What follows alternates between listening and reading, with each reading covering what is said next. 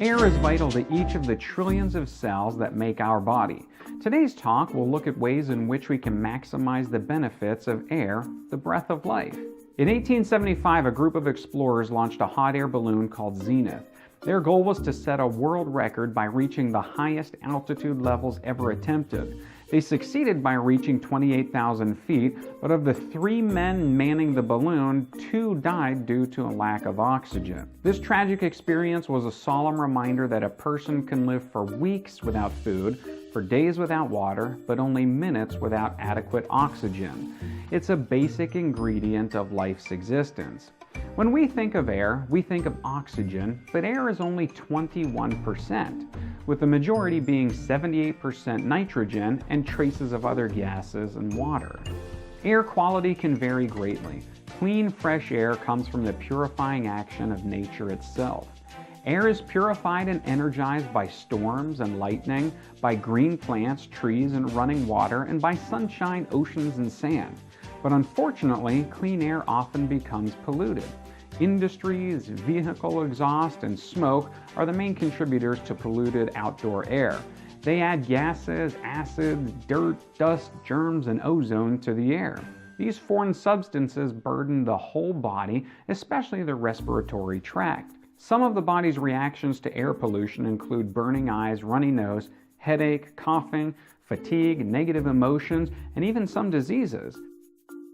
The exhaust fumes from this vehicle are invisible, but most pollution comes from invisible gas. Vehicle pollution affects the respiratory tract, making it more susceptible to the pollens that cause hay fever and asthma attacks.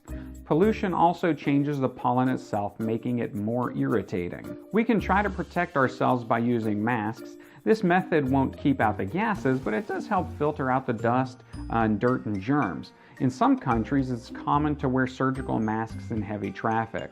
Worldwide, respiratory problems such as asthma, allergies, bronchitis, and emphysema are increasing at an alarming rate, especially in urban areas. Indoor air can also become polluted, stale, and dangerous. This is usually because of rebreathing the same air over and over in a room or vehicle with limited ventilation.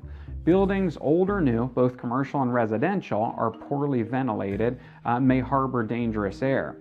Let's look at some of the possible causes. Fireplaces, gas and kerosene stoves, or other portable heating systems can produce poisonous gases. Open flames for cooking and heating give off the most toxins.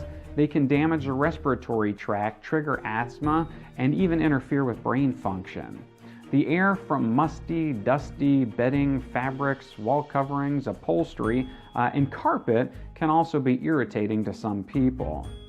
When buildings are damp due to poor drainage around the house or a lack of air circulation, mold and fungus may grow. These can cause illnesses like respiratory problems or even arthritis.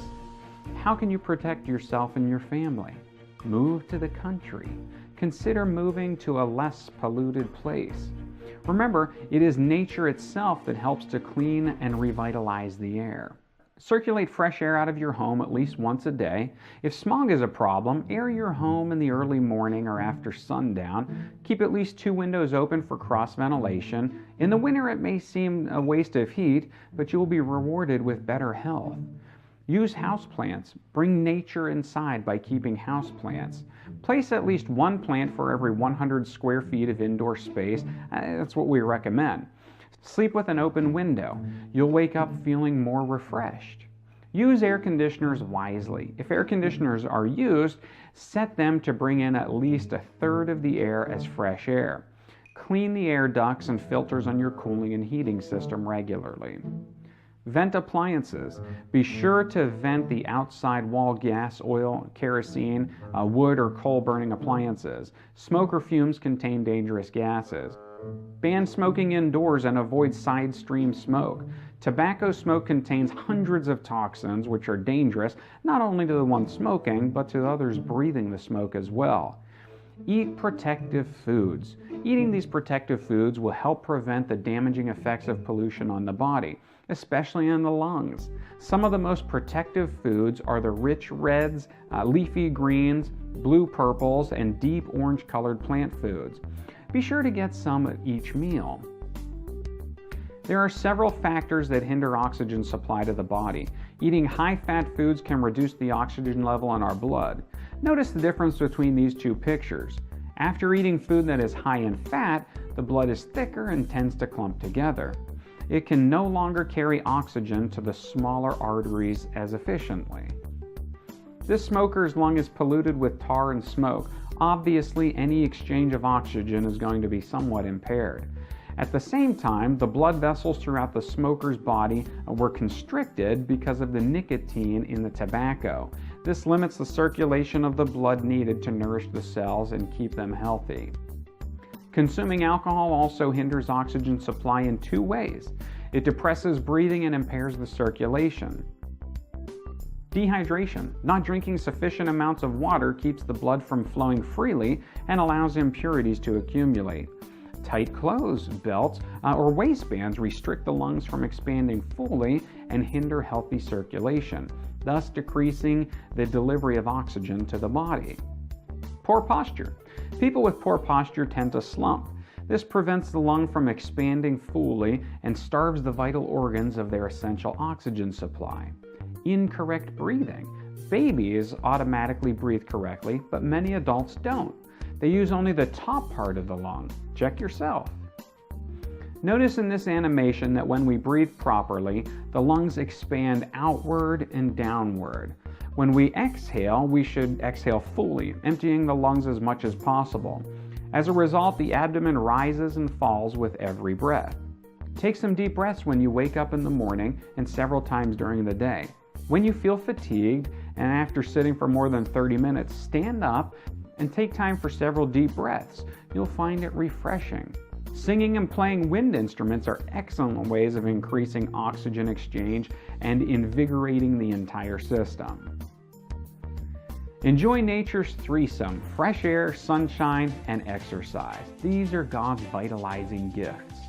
Give yourself a shot of vitalized oxygen and a dose of energizing sunshine.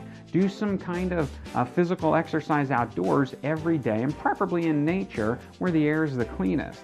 The scriptures offer this encouragement. He has made the earth by His power. He has established the world by His wisdom. He makes the lightning for the rain. He brings the wind out of His treasury. That's Jeremiah chapter 10, verses 12 and 13.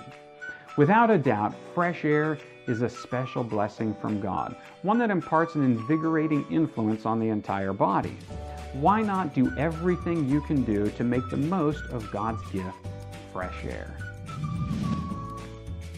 Please like and share what you're learning on social media. Visit and like us on Facebook, visit and subscribe to the YouTube channel, and visit and subscribe to the website for much more free downloadable study material. Thank you, and God bless. This information does not replace your doctor's expertise, and you should not make any changes in your health without first consulting your physician. Thank you, and God bless.